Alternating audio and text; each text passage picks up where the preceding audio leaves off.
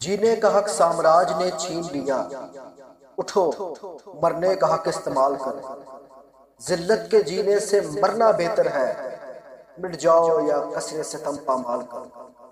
سامراج کے دوست ہمارے دشمن ہیں، انہی سے آنسو آہیں آنگن آنگن ہیں۔ انہی سے قتل عام ہوا شاؤں کا، انہی سے ویراں امیدوں کا گلشن ہے۔ بھوک ننگ سب دین انہی کی ہے لوگوں، بھول کے بھی مت ان سے عرض حال کرو۔ جینے کا حق سامراج نے چھین لیا، اٹھو مرنے کا حق استعمال کرو۔ صبح و شام فلسطین میں خون بہتا ہے، سایہ مرگ میں تب سے انسان رہتا ہے۔ بند کرو یہ بارودی غنڈہ گردی، بات یہ اب تو ایک زمانہ کہتا ہے۔ ظلم کے ہوتے امن کہاں ممکن یارو، اسے مٹا کر جگ میں امن بحال کرو۔